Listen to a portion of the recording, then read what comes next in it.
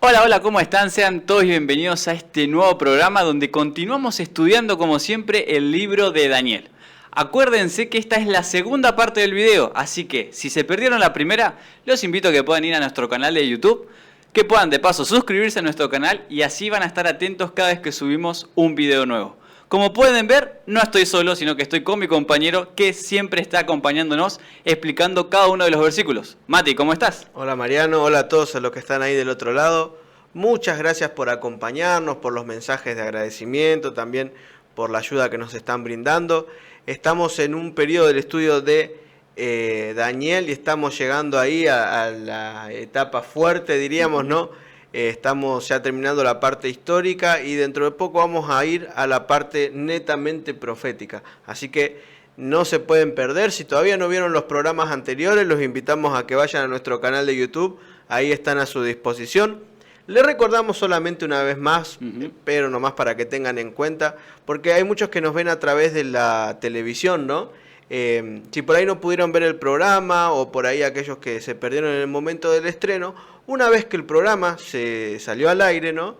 En nuestro canal de YouTube está a disposición para que ustedes lo puedan ver en el momento que deseen, para que ustedes puedan acceder, inclusive ahí pueden pausar, pueden adelantar, pueden hacer como a ustedes les gusta para poder estudiar y profundizar este libro tan importante que es el libro de Daniel. Tal cual. Así que como siempre, sin más preámbulos, Biblia en mano, algo para anotar y vamos a empezar con el tema de hoy, que en este caso es la segunda parte del video anterior. ¿Y cuál es el título? Daniel 4, el Dios que humilla a los soberbios. Y espero que no sea yo uno de esos soberbios y si tengo que estar humillado voy a tener que aceptar esa consecuencia. Pero en este caso, ¿de quién estamos hablando, Mati? Exactamente, estamos terminando el capítulo que empezamos la semana pasada, ¿no? Vimos una parte y ahora vamos a ver el resto y vamos a entender por qué Daniel dice lo que le dice y por qué el rey actúa como actúa y qué es lo que pasa con el rey.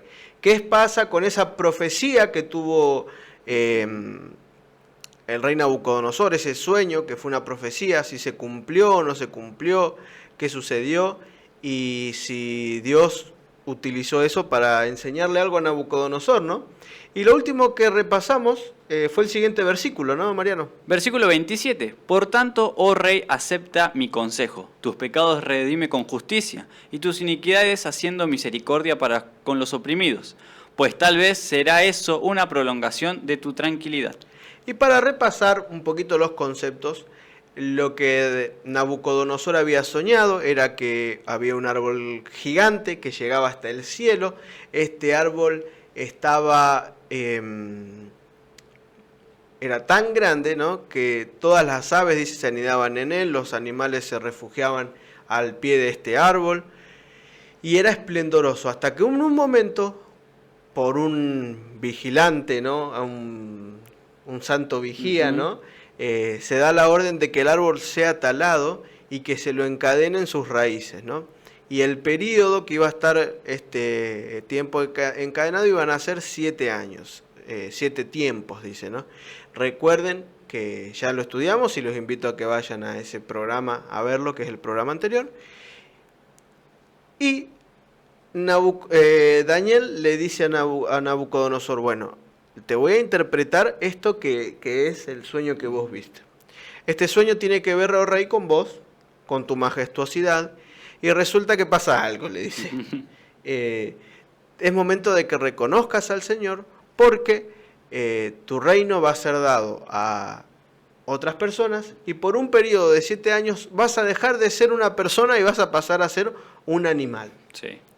Linda profecía, ¿no?, para alguien.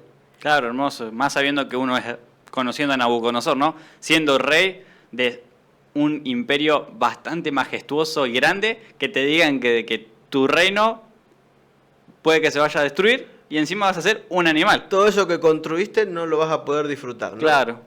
Entonces le dice Daniel, por tanto, rey, acepta mi consejo. Y fíjense que, acuérdense que habíamos estudiado esto de que le da un principio de vida cristiano, un principio que nosotros también tenemos que aplicar, que es reconocer a Dios como el dador, el supremo, y también que nuestra vida de cristiano se tiene que ver reflejado en mi relación con la otra persona.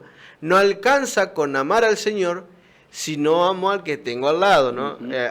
el principio del amor es básico. Si amo a Dios, es condición amar al prójimo, ¿no? Y se tiene que aplicar. Tal cual. Entonces pasa lo siguiente. Versículo 28 al 30. Todo esto le sucedió al rey Nabucodonosor. 12 meses después, paseándose por la azotea del Palacio Real de Babilonia, el rey reflexionó y dijo: ¿no es esta la gran Babilonia que yo he edificado como residencia real con la fuerza de mi poder y para la gloria de mi majestad? Y yo me pongo a pensar, venimos estudiando. En Daniel 2 ve la estatua y el rey reconoce a Dios. Uh-huh. En Daniel 3 vemos que son tirados en el fondo, en el horno, ¿no, Mariano? En el horno de fuego. Y reconoce a Dios. Sí. Y ahora en el capítulo 4... Se olvidó de Dios. Empieza el capítulo diciendo, ¿no?, que él reconoce a Dios. Esto pasa después, ¿no? Uh-huh. Y tiene otra visión donde el Señor le vuelve a advertir que se arrepienta, que reconozca al Señor, que quién es el Señor de todo. Pero sin embargo, un año después se olvidó de este mensaje, parece. Uh-huh. Fíjense que lo que sucede, la profecía, diríamos, sobre Nabucodonosor, no se cumple al instante. No es que Daniel le dice lo que va a suceder y a la semana siguiente ya estaba sucediendo. Dios le da un tiempo a Nabucodonosor para que pueda asimilar el mensaje, entenderlo y ponerlo en práctica. Y este mismo principio sucede hoy.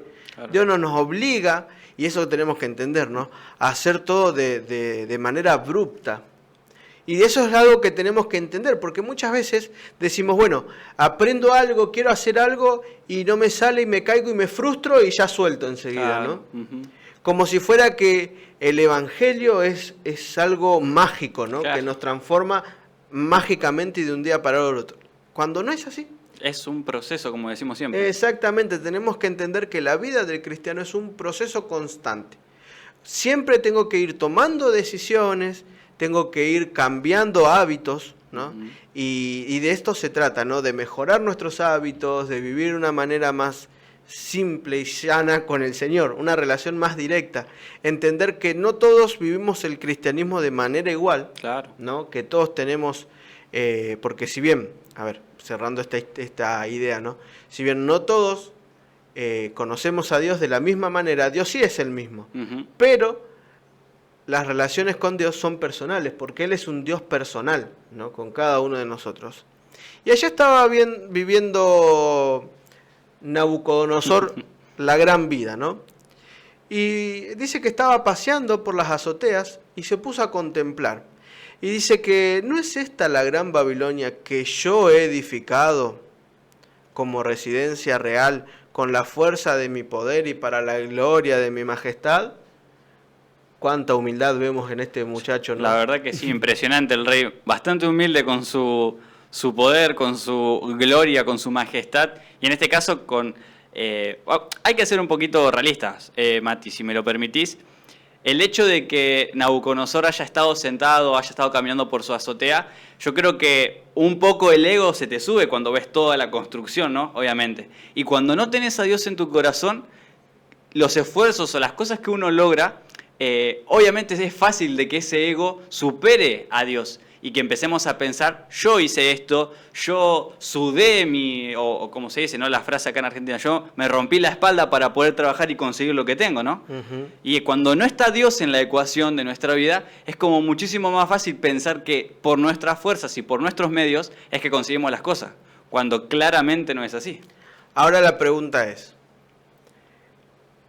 Nabucodonosor estaba orgulloso de lo que había llegado a construir porque era un fanfarrón o tenía motivos suficientes para creérsela. No, yo creo que tenía sus motivos para poder creérsela. Y justamente eso es lo que vamos a ver y lo que vamos a estudiar y lo que vamos a profundizar un poquito ahora, ¿no? ¿De qué era eso que estaba orgulloso el rey? Y lo que hicimos fue investigar un poquito, estudiar, analizar, visitar diferentes lugares, no visitarlo presencial. Claro, no ir hasta de manera virtual. Hubiese claro. Estado lindo, ¿no? Sí, ojo. Así como Rubén, que anduvo por la zona donde están andaba por esos y lados. Lo que está compartiendo los programas, ¿no? Pero sí lo visitamos de manera virtual. Claro. Y sí hicimos un recorrido virtual por la zona, podríamos decir. hemos visitado algunas páginas especiales que se encargan exclusivamente de plasmar en diseños gráficos las descripciones de la Biblia, las descripciones de los arqueólogos, y hacen de manera muy detallada y muy similar a lo que fue la construcción de Babilonia. Y eso quiero que nosotros veamos, porque tenemos que entender algo. Yo cada vez que lo estudio me sorprendo cada vez más. Nabucodonosor tenía con qué sentirse orgulloso. Claro. Fue uno de los mayores constructores que se conoció, de los emperadores que más construyó. Para la época en la que estaba, él era un gran arquitecto, ¿no?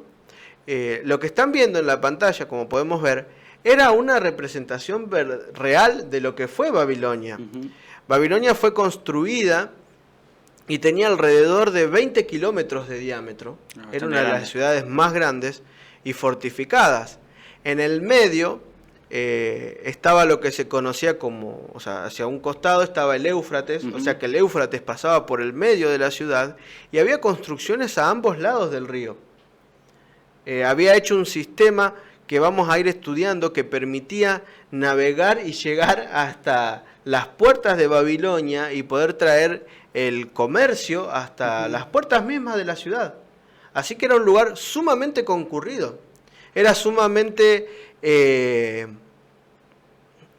reconocido, ¿no? Nabucodonosor como constructor. Tenemos también los jardines colgantes, que ya vamos a ir en detalle a ver cómo es que fue la construcción. Ahí como podemos ver el río, la entrada, ¿no? Los puentes. A ver, no era Babilonia un lugar donde había casitas de madera y carpas. Claro, no era un pueblucho. No es como muchas veces creemos nosotros, ¿no? Que decimos, bueno, si era viejo en realidad no había construcciones. Claro. Había pilares que tenían 30 metros de ancho. Wow. Los muros se dice que llegaron a medir hasta 12 metros de alto. Era una ciudad imponente, podríamos decir. Era totalmente imponente y sobre todo también, ¿sabes qué? Algo que llamaba mucho la atención, era sumamente colorida. Claro. ¿No? Ahora vamos a ir en detalle a ciertos edificios que destacaban en la misma Babilonia. También fue muy conocida por sus grandísimas murallas. ¿No? Murallas que en realidad eran autopistas. Claro, sí. Hasta 3 carruajes, si no me equivoco, podrían andar por esas murallas. Exactamente. Era una autopista doble vía, era una autovía. Claro, tenía todo armado. Los carruajes podían ir por ahí arriba. Eran lugares de resguardo. Eran lugares donde, claro, Nabucodonosor, en medio de su palacio, empezaba a mirar para todos lados. Y para donde él miraba, había construcción. Claro. Para donde él miraba, había civilización. Entonces no es que Nabucodonosor se la creía porque era un fanfarrón, o sea, porque en realidad disimulaba, sino que era real. Tenía, ¿no?, sus buenos motivos. Tenía sus buenos motivos. Ahora el problema no era que Nabucodonosor era bueno construyendo y podía sentirse orgulloso, sino que él creía que todo esto era gracias a él y a sus capacidades, y se olvida de Dios. Muchas veces en la vida, Mariano, nos pasa eso. Claro. Nos empieza a ir bien económicamente o nos empieza a ir bien en algunas circunstancias y lamentablemente cuanto mejor nos va en la vida, menos nos acordamos de Dios. Sí. ¿No?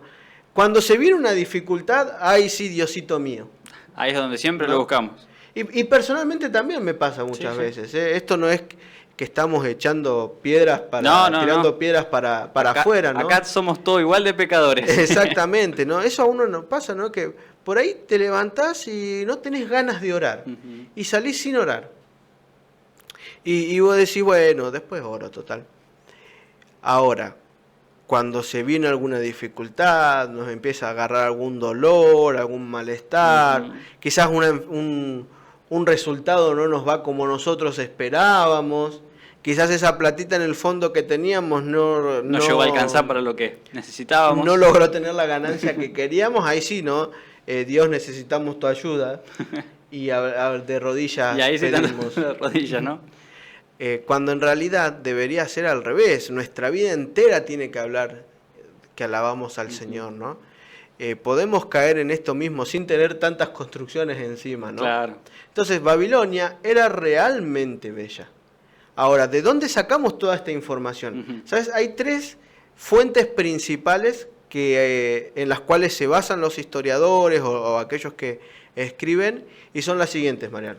Primero los escritos o los escritores clásicos, en segundo lugar las inscripciones de Nabucodonosor II, creo que Roy dejó ahí anotado su legado, podríamos decir, lo que consiguió, y las excavaciones del Deutsche Orientgesellschaft, Sociedad Oriental Alemana, claramente no hablo alemán, que estaban comenzadas en 1899. Entonces podríamos decir que todo, no es esto una imaginación de cómo podía llegar a ser. Son todas cosas tangibles, porque los escritores clásicos, por ejemplo, se me viene a la mente Herodoto, fue uno que escribió mucho, el mismo Nabucodonosor se encargó de registrar, y también los hallazgos arqueológicos. Todo demuestra que en realidad Babilonia era mucho más de lo que se podía llegar a imaginar. Básicamente Nabucodonosor construyó mucho más de lo que hoy se puede hacer con toda la tecnología que hoy tenemos. Y uno de los principales fue Robert Koldewey. ¿Qué me querés comentar un poquito de lo que dice Mariano? Fue un arqueólogo y arquitecto alemán famoso por sus intervenciones arqueológicas a comienzos del siglo XX en los yacimientos de la antigua Babilonia, en el territorio actual de Irak. Muy bien, a este gran, podríamos decir, arqueólogo y arquitecto, que era de Alemania, fue uno de las figuras más importantes en cuanto a la búsqueda de lo que es toda la construcción de Babilonia. Y se acuerdan que ustedes dijeron, bueno, pero ¿qué tiene que ver cuando empezamos a estudiar que les mostramos el mapita y todo eso, ¿no? Tiene todo que ver, porque si ustedes se dan cuenta ahí, en la zona en la que hace excavaciones este arquitecto, es Irak, lo que hoy conocemos como Irak. Entonces él estudia mucho y hace muchas excavaciones y profundiza para encontrar cosas que vamos a ir descubriendo en este programa. Si bien este es un tema que vamos a hablar profundamente de la Biblia, quiero que empecemos un viaje arqueológico. Perfecto. ¿No? Hagamos un recorrido arqueológico por algunas de las construcciones y excavaciones que se hicieron a lo largo de la historia. La primera que vamos a destacar es la puerta de Ishtar. ¿Sí? ¿Me querés comentar, Mariano, qué es lo que dice sobre la puerta de Ishtar? La puerta de Ishtar o de Ishtar fue una de las 8 puertas monumentales. Tenían 15 metros de altura por 24.5 de ancho, de la muralla interior de Babilonia, a través de la cual se accedía al templo de Marduk. Fue construida en el año 575 a.C. del siglo del siglo VI a.C. por Nabucodonosor II en el lado norte de la ciudad. Se compone de adobe y cerámica vidriada, la mayoría de color azul debido a la lapislázuli, lo cual hacía contraste fuerte con todos los edificios de su alrededor, que eran dorados o rojizos. Estos últimos se disponen dibujando la silueta de dragones, toros, leones y seres mitológicos. 15 metros de altura y 24 de ancho, o sea, es bastante grande la puerta. La puerta de entrada a una casa queda media chiquitita la otra puerta, ¿no? Imagínense ustedes lo que deberían medir el resto de la construcción para que la puerta sea de este tamaño. Y uno dice, bueno, pero se veía todo marrón, ¿no? Todos los ladrillos marrones. Hoy en día tenemos pinturas de color. En aquel entonces, cuando uno se acercaba a Babilonia, veía una mezcla de dorado, dice, ¿no? Hablábamos de dorado, rojizo y azul. Era hermoso realmente. Destacaba Babilonia del resto. Lo que debe ser cuando pegaba el sol en las murallas, eso brillaba seguramente. Exactamente, fíjense que eran se componía de adobe y de cerámica vidriada para dar este efecto, ¿no? De resplandor. Era una puerta que era de un color azul debido al lapislázuli, que se sigue utilizando. Si uno va a la zona de Irak, de todo eso, puede encontrar en la zona de Turquía, sobre todo por donde anduvo visitando Rubén hace poco. Ahí él, si ustedes quieren, él le está contando y está demostrando cómo con el viaje que hizo pudo corroborar de manera presencial muchas cosas y muchos aprendizajes. Por eso él también está haciendo estos programas. y él está profundizando mucho más en todo esto que estamos hablando, ¿no? Es importante entender que esto era algo magnífico. No se puede describir con palabras. Hoy en día hay una reconstrucción y uno las puede ir a visitar, Mariano. Bueno, si alguno tiene la posibilidad de ir y capaz que no quiere invitar, nosotros vamos a aceptar. Con gusto. Obviamente, la puerta de Ishtar se encuentra en el Museo de Pérgamo de Berlín. Algunos de los relieves originales de los leones, los dragones y los toros se encuentran actualmente en el Museo Arqueológico de Estambul, el Instituto de Artes de Detroit, el Museo Metropolitano de Artes de Nueva York, el Instituto Oriental de Chicago, el Museo de la Escuela de Diseño de Rhode Island y el Museo de Bellas Artes de Boston. Así que si alguno anda por esa zona o tiene pensado viajar, ahí tienen algunas recomendaciones para poder ir a visitar esta hermosísima puerta de Ishtar, o una reconstrucción obviamente. Ahora yo quiero que ustedes vean ahí en la pantalla, ¿no? Es una reconstrucción de la puerta real. Vean ustedes el tamaño de las personas. Sí, a diferencia. Mirá el tamaño de la puertita del fondo, donde está el hombre ahí, y mirá lo que es el arco de la puerta de Ishtar. Es impresionante. Y ahora yo siempre me pongo a pensar en esto. Esta era la puerta. Imagínense el resto. Sí, ¿no? ¿Habrá sido llamativo o no? Sí, obvio que iba a ser llamativo. Claro que sí, porque esto es algo que es muy interesante y que es que Nabucodonosor no hacía las cosas porque sí, y siempre quería destacar en todo. Otro elemento que era muy importante, no vamos a poder describir a todos, claro, ni tampoco es la idea de este programa hacer un examen exhaustivo, claro, y profundo de todos los elementos. Presentar elementos y dar datos que corroboren las imágenes. Había otra construcción que se llamaba el Sigurat, pero era una construcción que era compartida con las diferentes religiones de esa época. Tanto los sumerios como los babilonios como los asirios lo usaban. Pero el Sigurat babilonio, de Babilonia, tenía algunas particularidades. ¿Me querés hablar un poquito de lo que dice sobre los Sigurat? Los Sigurat fueron un tipo de templo común para los sumerios, babilonios y asirios. Los Sigurat no eran el lugar en el que se realizaban actos públicos o ceremonias, sino que se los consideraba la morada de los dioses. Gracias al Sigurat, la gente podía estar cerca de los dioses. Cada ciudad tenía su propio dios o diosa, de lo cual era patrón, gobernador, pátesi o lugal. Solo los sacerdotes tenían acceso al interior del Sigurat para atender a las necesidades de los dioses, lo cual hacían de ellos un elemento poderoso de la sociedad. Entonces podríamos decir que el Sigurat era una construcción alta, donde en la cima no se accedía. Claro. No, en la cima no se accedía. Algo parecido a lo que vemos en pantalla.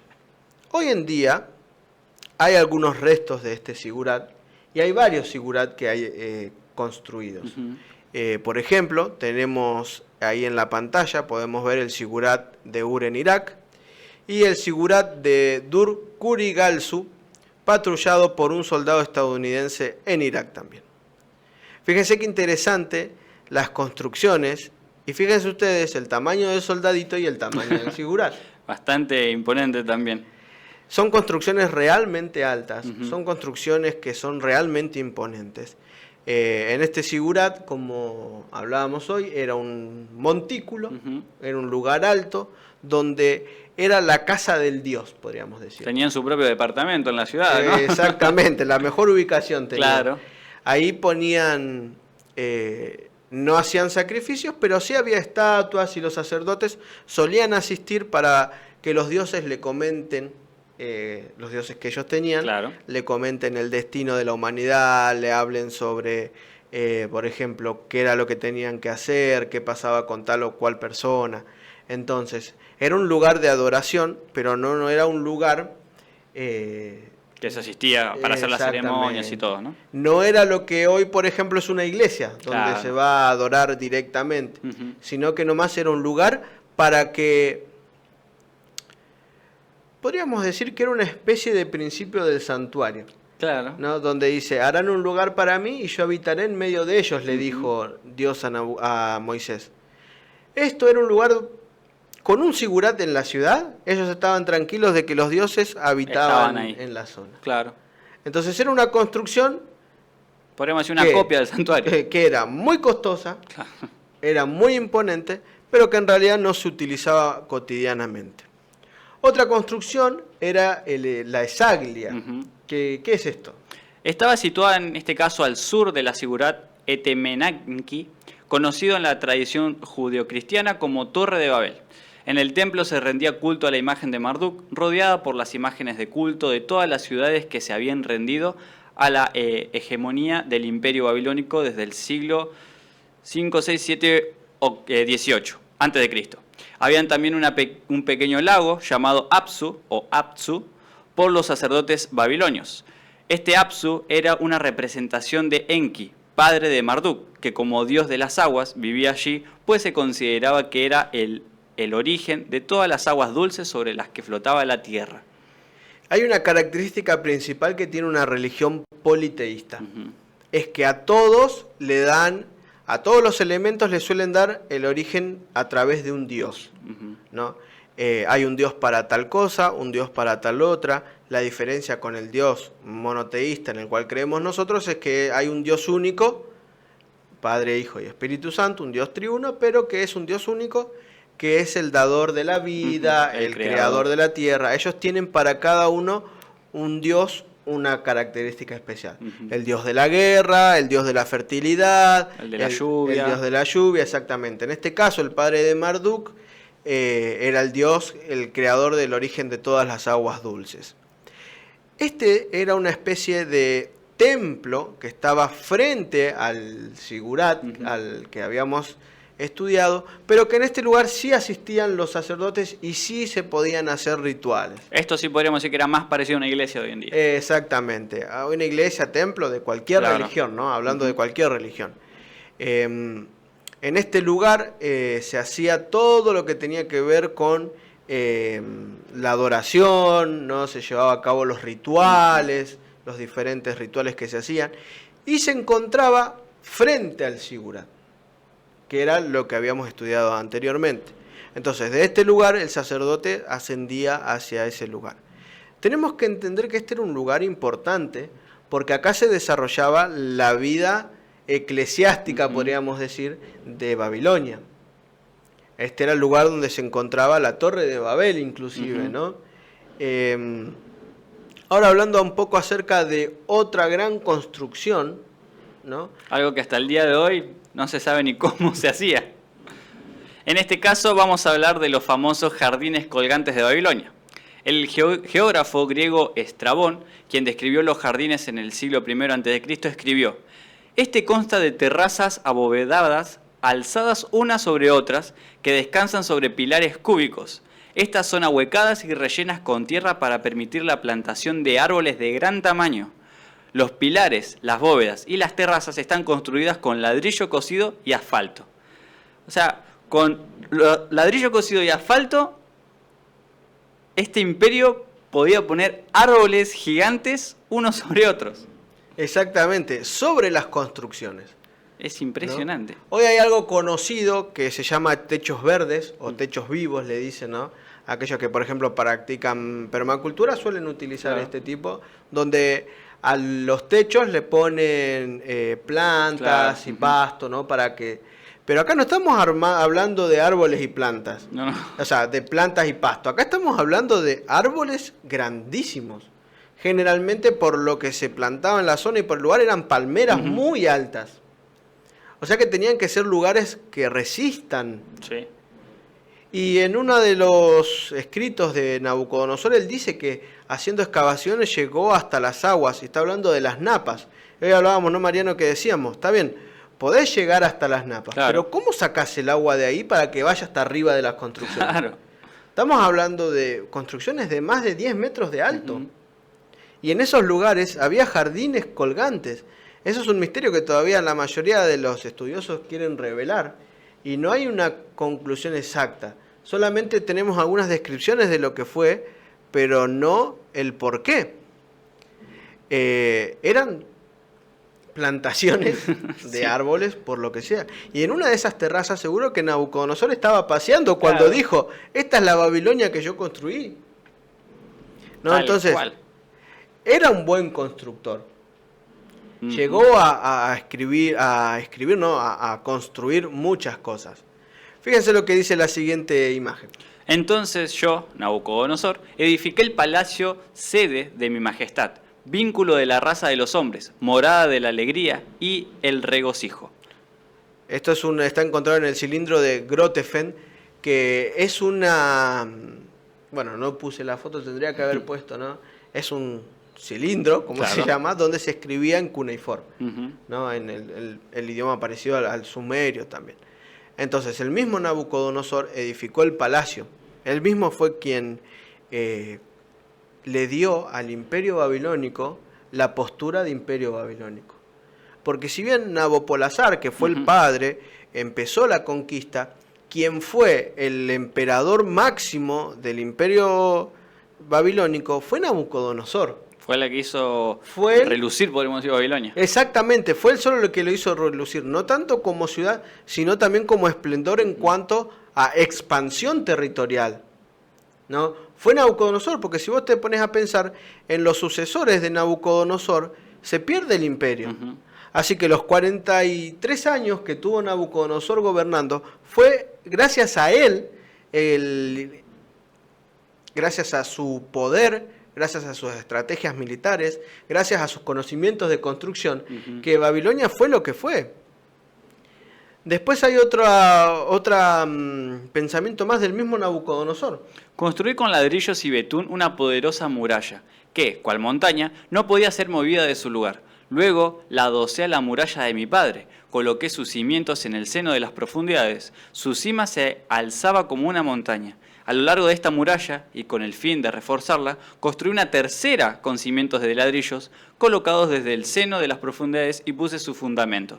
Las fortificaciones de Esaglia y Babilonia reforcé y establecí el nombre de mi reino para siempre. Qué interesante, esto es algo que sacado de un libro también, ¿no? Que el mismo Nabucodonosor detalla las construcciones que él hizo, cómo las hizo.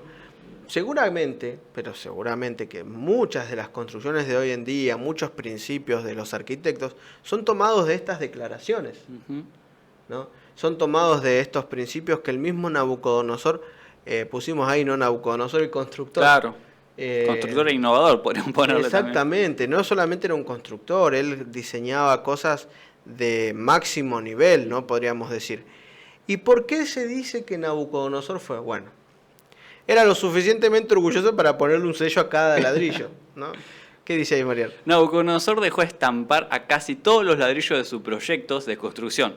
Primer ladrillo, como pueden ver en la imagen, que se descubrió en 1864 por un pastor irlandés, Edward Hincks. Entonces, no solamente se encargó de construir, sino que también se encargó de dejar su marca. Claro. Una marca agua, podríamos decir, para en idioma intelectual actual, mejor dicho. Exactamente, idioma de edición actual. Fíjense qué interesante, ¿no? Porque Nabucodonosor deja en claro que él es quien lo construyó. Y yo no sé si lo hizo como para que lo recuerden o por ego o por qué, pero hay algo que está seguro. Era bueno en lo que hacía. Sí. ¿No? Claramente. Siempre iba un pasito más allá. Llegó a construir cosas grandiosas. Entonces, a la pregunta, ¿tenía con qué? Sí, si se siguen preguntando eso con todo lo que mostramos.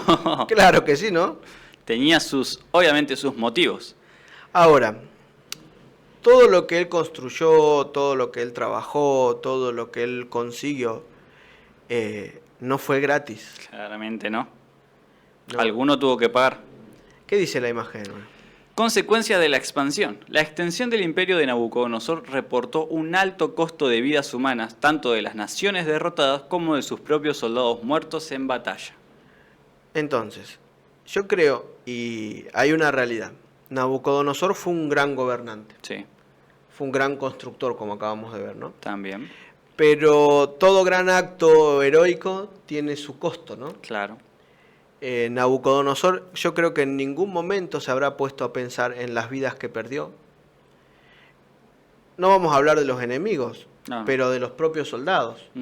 No solo eso, Mariano, porque, a ver, hoy en día nosotros tenemos maquinarias, ¿no? Hoy hay retroexcavadoras, tenemos palas mecánicas, hay camiones que hacen el trabajo pesado por nosotros. Pero en aquel entonces esas construcciones se hicieron con el trabajo a pulmón. Sudor y lágrimas. Ahora, muy linda todas las construcciones, pero ¿se pusieron a pensar cómo se construyeron? ¿Cuántas vidas se perdieron al construir? Porque eso fue todo hecho por personas. Si bien Nabucodonosor lo diseñó, yo no lo veo a Nabucodonosor paleando. No, se dijo, bueno, me voy a remangar, les voy a ayudar, muchachos. Muchas vidas se perdieron, y vaya a saber uno el trabajo de esclavo, el trabajo esclavizador que llevó. Y en ese periodo habrá habido muchos de Israel también, ¿no? Claro, también. Entonces hay que pensar un poquito los costos de todo esto, de todo este imperio. Ahora, ¿se podría haber evitado eso? Y yo creo que sí, ¿no? Y eso lo vamos a ver con la siguiente imagen. ¿Qué hubiese pasado si el rey hubiese reconocido a Dios?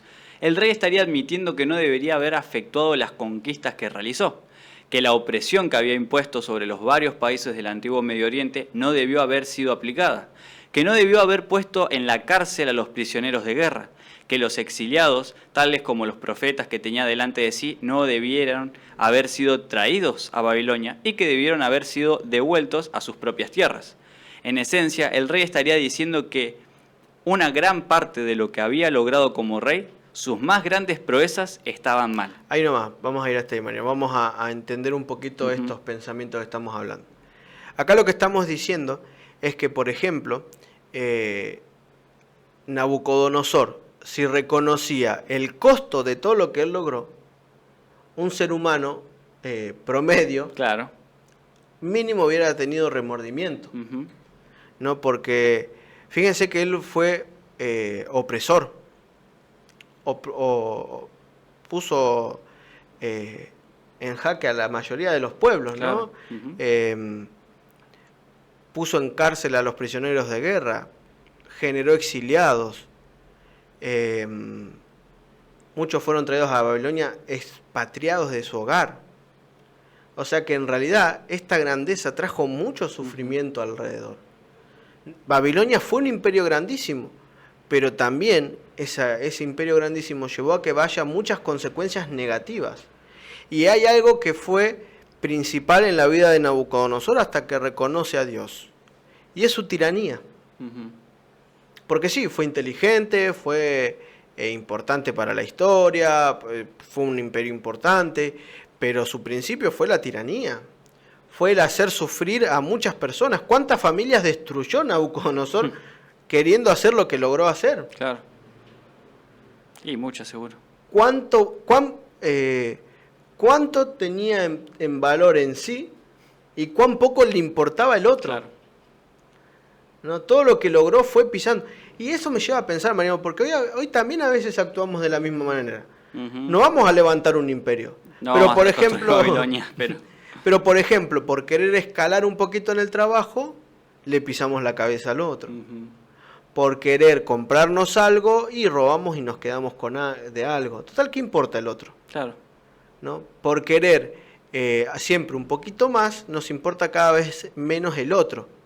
Y ese es un principio que hoy también se da. Pero esto no es de Dios. Ahora sí termina, Mariano, si querés de leer ahí. Como había mencionado Mati, se hubiera necesitado ser un hombre verdaderamente humilde para admitir eso. Y Nabucodonosor no tenía ni el valor ni la disposición para la tarea. No se postraría en arrepentimiento. Y el orgullo es algo que lo caracteriza y nos caracteriza a cada uno de nosotros. Somos muy orgullosos, hay que decirlo. Sí, tenemos obvio. que reconocerlo. Nos encanta el reconocimiento, la palmadita en la espalda, ¿no? El bien hecho, mira cómo hiciste las cosas. Y el problema es cuando eso nos importa más que actuar de manera correcta. Cuando eso nos importa más que actuar como Dios quiere a cada uno de nosotros. Pero eso no es un principio que viene de ahora. Esto empezó con alguien. Y esto es un principio satánico. Isaías lo describe de la siguiente manera. Isaías 14, de 2 al 15. ¿Cómo caíste del cielo, oh lucero, hijo de la mañana? Cortado fuiste por tierra, tú que debilitabas a las naciones. Tú que decías en tu corazón, subirá al cielo en lo alto, junto a las estrellas de Dios. Levantaré mi trono y en el monte del testimonio me sentaré, a los lados del norte. Sobre las alturas de las nubes subiré y seré semejante al Altísimo.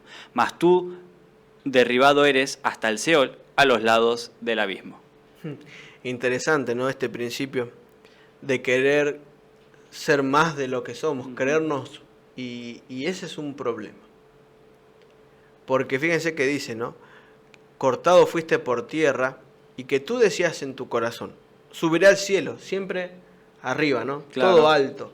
Así como Nabucodonosor hacía sus construcciones altas, Satanás tenía este principio de querer ser igual a Dios. Claro.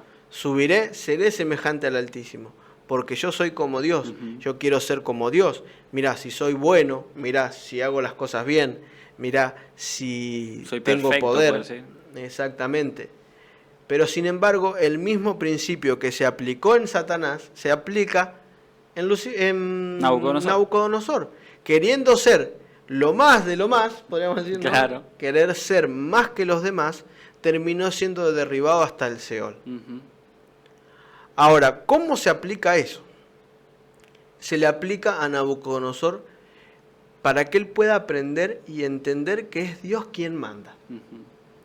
Y un año después que Daniel le había prometido, no le había prometido, sino le había revelado el sueño, le había revelado la profecía, él se encontraba sin haber aprendido nada de lo que Daniel le había dicho. O sea, el hermoso consejo de ama al Señor, fíjate, haz el bien, le importó 2 rabanitos. Le hizo un bollo y lo tiró. Exactamente. Y todo acto tiene su consecuencia. Tal cual. Eso tenemos que dejar en claro. En nuestra vida, todo acto tiene su consecuencia, para bien o para mal. Si actuamos correctamente, vamos a tener consecuencias buenas. Ahora, si actuamos incorrectamente, hagámonos cargo después de las consecuencias. Claro. Porque somos buenísimos para actuar mal, pero somos muy malos para reconocer las consecuencias de nuestras propias decisiones. Tal cual. Cuando nos va bien, es por nosotros. Y cuando nos va mal, le echamos la culpa a Dios en vez de reconocer nuestras equivocaciones. Ay Dios, ¿por qué me pasa esto a mí? ¿Qué hice? Claro, ¿no? Dios le manda las guerras a sus mejores soldados. No, no sos su mejor soldado, sos el que más se equivoca muchas veces, ¿no? Sos el que más malas decisiones tomás. Exactamente. Y en este caso, Nabucodonosor, ¿cuál fue esta consecuencia al tomar esa acción, no? Y en este caso, la locura del rey. Aún estaba la palabra en la boca del rey cuando vino una voz del cielo. A ti se te dice, rey Nabucodonosor, el reino ha sido quitado de ti, y de entre los hombres te arrojarán, y con las bestias del campo será tu habitación, y como a los bueyes te apacentarán, y 7 tiempos pasarán sobre ti, hasta que reconozcas que el Altísimo tiene el dominio en el reino de los hombres, y lo da a quien Él quiere. Es interesante, Mati, porque ya vimos que los 7 tiempos representan esos 7 años. Exactamente. Entonces, 7 años de locura. Pero Nabucodonosor tuvo un año, esos 12 meses para poder pensar, para poder digerir, masticar. Y aún así, no hizo nada. Siguió pensando que él era el poderoso. Gracias a él era, ¿no? Que él podía más que cualquiera. Que él era más importante que Dios. Y ese es el principio que viene desde la caída de Lucifer, ¿no? Querer ser igual a Dios, creernos igual a Dios, creernos más importante que Dios. El orgullo que todos tenemos y que muchas veces construimos más el orgullo que la humildad. Tal cual. Entonces le apareció una voz del cielo y Nabucodonosor debe haber quedado estupefacto primero. Pálido, seguro. Duro. ¿Quién es este que me habla y de dónde? ¿Dónde está el parlante? Claro. Hay cosas más grandes que nosotros que no podemos entender. Y tenemos que entender que el principio es el mismo. Si bien el castigo es duro, Nabucodonosor era un cabeza dura también. También. Entonces, muchas veces el castigo está a la altura de quien lo necesita, ¿no? Entonces, ¿qué era lo importante? ¿Que iba a ser como bestia? ¿Que se iba a volver un animal? ¿Que iba a perder la razón? No, lo importante era que reconozca que el Altísimo es quien tiene el dominio en el reino de los hombres y Él lo da a quien lo quiere. entendé, Nabucodonosor, que no sos el centro del mundo. Claro. Entendamos de una vez por todas que no somos el centro del mundo. Que no somos, como muchas veces nos creemos, lo mejor y que ya está. Después de nosotros no hay nadie. Que no importa quién pise, total, yo soy lo más importante. Como está ese dicho, ¿no? La última coca del desierto. Exactamente. Tenemos que entender que quien en realidad tiene que dirigir nuestra vida es Dios, nadie más. ¿Y qué pasó, Mariano? Versículo 33. En la última hora se cumplió la palabra sobre Nabucodonosor y fue echado de entre los hombres y comía hierba como los bueyes y su cuerpo se mojaba con el rocío del cielo hasta que su pelo creció como plumas de águila y sus uñas como las de las aves. Y acá me pongo a pensar, durante 7 años aquel que se enalteció fue humillado completamente. Aquel que erguía su rostro se inclinaba sobre la tierra ahora, ¿no? Porque póngase a pensar, primero, perdió la razón, o sea que no hablaba. No, directamente no. Probablemente gruñía como un animal. Segundo, comía hierba, dice, como los bueyes. Se alimentaba de la tierra y para comer la tierra tenés que agacharte. Claro. Así que probablemente haya estado echado, ¿no? Fíjense que dice que su cuerpo se mojaba con el rocío, así que no había baño. Así que costras y costras de tierra. Hermoso. Dice, su pelo creció como plumas de águila. Y no solamente el pelo de la cabeza, calculo, ¿no? En todo el cuerpo. Algunos tenemos más pelos que otros. Claro. Nosotros, por ejemplo... Somos opuestos. Somos totalmente opuestos, ¿no? Y yo les prometo que me afeito, o sea, estoy afeitado, pero el pelo sigue creciendo. Claro. Imagínense ustedes 7 años sin afeitarse. Sin bañarse, lo que debe ser esos sin pelos. Bañarse. Y sobre todo las uñas, dice que les crecían Sí. como las de las aves, tenía garras. Literalmente era una bestia. Irreconocible como humano. O sea que cuando dejó de reconocer a Dios, perdió todos sus vestigios de humanidad. Y eso a nosotros nos puede pasar hoy también. Claro. Cuando nosotros quitamos a Dios de nuestra vida, todos aquellos rasgos que nos hacen más humanos, que son el preocuparnos por el otro, el vivir de una manera consecuente, se pierden. Cuando quitamos a Dios en medio de nuestra vida, no nos importa el otro, nos importa más nuestra vida, no nos preocupamos ni hasta por siquiera nuestra familia. No. Entonces ese es un principio que tenemos que entender. ¿Qué dice el pensamiento, Mariano? Paradójicamente, al procurar superar a los demás seres humanos, ha caído por debajo de la humanidad. Todo el que ambiciona el éxito debería reflexionar cuidadosamente de su significado. Cuando se llega a la cima, ¿qué otra alternativa existe más que irse a pique? Cuanto más queremos arriba estar, tenemos que tener cuidado de que no caigamos. Hay una frase que dice, ¿no?, que cuanto más alto estamos, más fuerte es la caída, ¿no? Más fuerte es el impacto, sí. Entonces, tenemos que entender esto, de que, a ver, no está mal ser una persona exitosa, no está mal querer buscar el éxito, no está mal querer ser prósperos. El problema es cuando el querer alcanzar eso nos hace alejarnos de Dios, nos lleva a olvidarnos del plan de Dios para cada uno de nosotros. ¿No? Muchas veces pasa que creemos que las cosas nos vayan bien es porque nosotros podemos y nosotros somos buenos.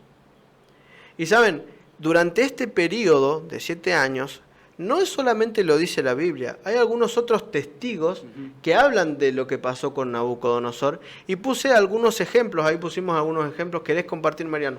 Algunos aportes de la historia y la arqueología. Beroso, sacerdote babilónico, citado por Flavio Josefo, dice que enfermó en el año 43 de su reinado. Avideno, en el siglo III a.C., citado por Eusebio, dice que fue poseído por un dios. La inscripción cuneiforme de Rawlinson, en 1859, dice, no pudo adorar a su dios, no pudo limpiar los canales. La inscripción cuneiforme de Grayson, de 1975, no pude amar a su hijo o a su hija, no puede atender la esaglia, el complejo de templos para la adoración que ya habíamos visto. Fíjense que hay muchos historiadores que hablan de lo que sucedió. Ninguno puede explicar el porqué. Claro. Ninguno puede dar la razón de la enfermedad, ninguno puede decir exactamente qué fue lo que pasó, porque ninguno leyó la Biblia. Claro, le faltaba ¿No? esa parte. Pero ¿qué pasó? Pasó. Pasó, sucedió. Historiadores corroborando lo que dice la palabra de Dios. Ujú. ¿Cómo alguien pasa de ser el emperador a ser una bestia, de emperador a bestia? Sí, es un trecho bastante grande. Exactamente. Y fíjense que perdió aquello que nos divide y nos separa de los animales, Claro. que es el razonamiento. Ujú. Qué interesante entender esto, ¿no? De que lejos de Dios somos cada vez más bestias. Sí, tal cual. ¿No? Lejos de Dios cada vez nos cuesta más entender las cosas, cada vez nos cuesta más razonar, cada vez se nos cauteriza la mente, dice Ujú. Pablo, ¿no? Y hay que entender de que Dios siempre nos da una nueva oportunidad. Dios siempre está atento a aquellos que lo buscan. Él tiene su oído atento a los hijos que lo necesitan. Y con Nabucodonosor no fue diferente. No, claramente no. Ahora podemos ver cómo Nabucodonosor vuelve en sí. Y en este caso en el versículo 34 del capítulo 4 dice: Mas al fin del tiempo yo, Nabucodonosor, alcé mis ojos al cielo, y mi razón me fue de vuelta. Y bendije al Altísimo, y alabé y glorifiqué al que vive para siempre, cuyo dominio es sempiterno, y su reino por todas las edades. ¿Cuánto tiempo pasó? 7 años. 7 años y Nabucodonosor alzó los ojos al cielo.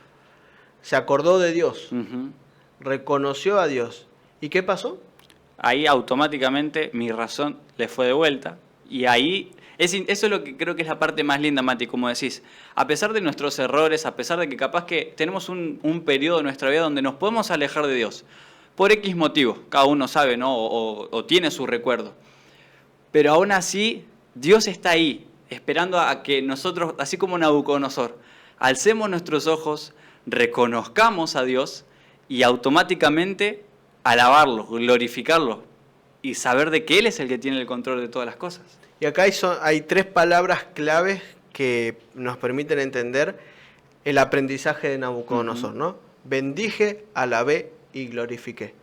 Ya se dio Nabucodonosor, ahí se dio cuenta de que no era él el especial, sino Claro. que Dios lo hacía especial, Ujú.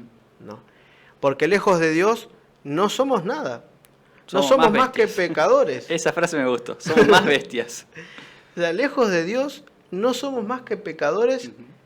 sin un futuro, ¿no? Ujú. Sin Tal Dios cual.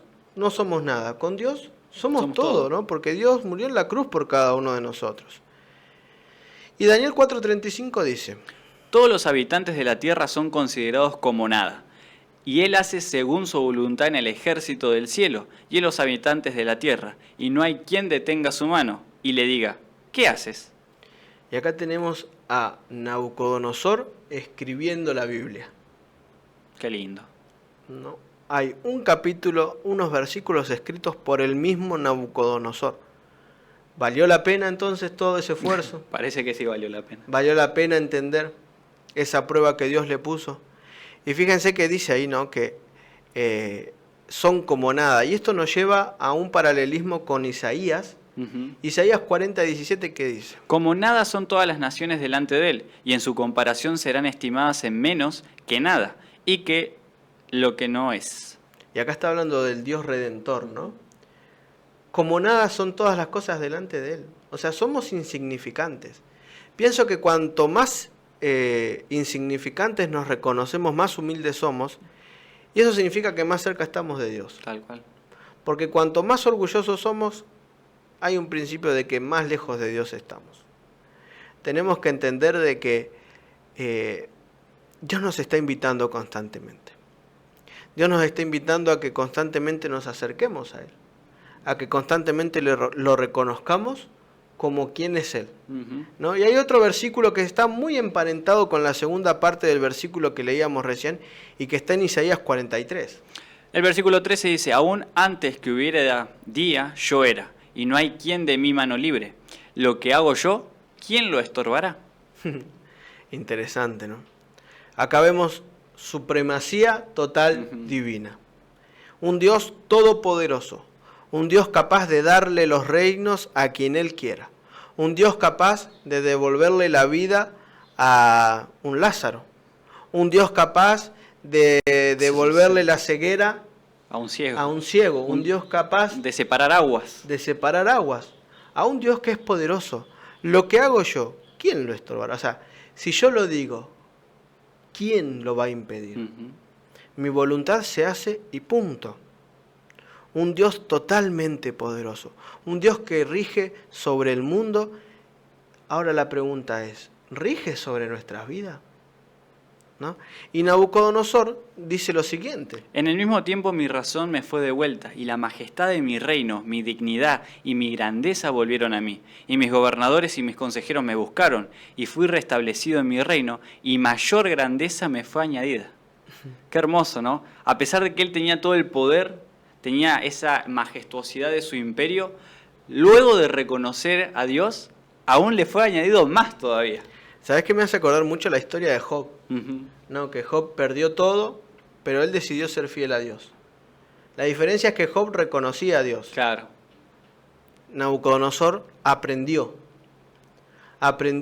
y buscó a Dios. Y no solamente le fue restituido, sino que también le fue dado mayor grandeza, como decías, Mariano. Le cuidaron el lugar. Claro. No, la profecía se cumplió. Esa parte que leíamos con las cadenas, ¿no? Del árbol. Del árbol.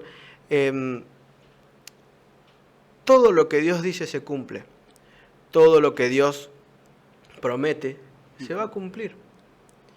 Pero hay un principio en el reino celestial, y con esto vamos a cerrar, Mariano, con lo que dice Nabucodonosor y con el principio celestial. Ahora yo, Nabucodonosor, alabo, engrandezco y glorifico al Rey del cielo, porque todas sus obras son verdaderas y sus caminos justos, y él puede humillar a los que andan con soberbia. Y esto me encanta, él puede humillar a los que andan con soberbia. En otras palabras, Nabucodonosor pudo haber puesto y aprendí la lección. Claro, entendí. ¿No? Entendí, ya está. Él puede humillar a los que andan con soberbia. Y Jesús tuvo una charla parecida con sus discípulos, ¿no?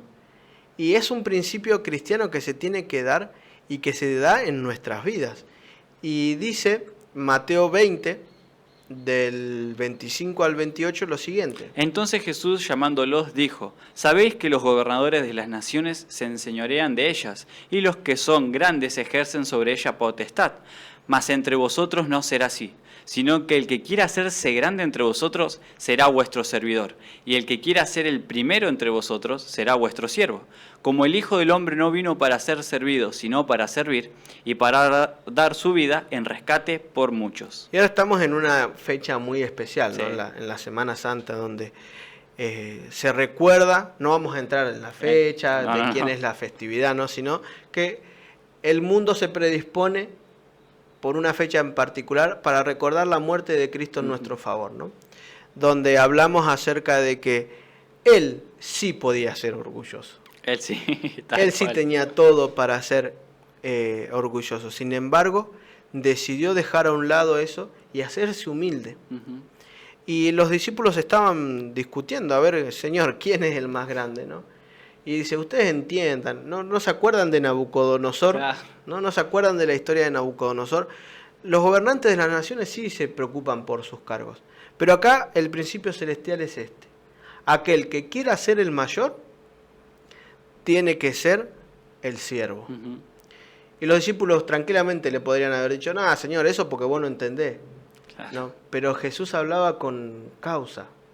¿No? Él hablaba con conocimiento de causa, porque dice, bueno, tienen que ser como yo. Tal porque cual. dice, ¿no? El Hijo del Hombre no vino para ser servido, sino para servir.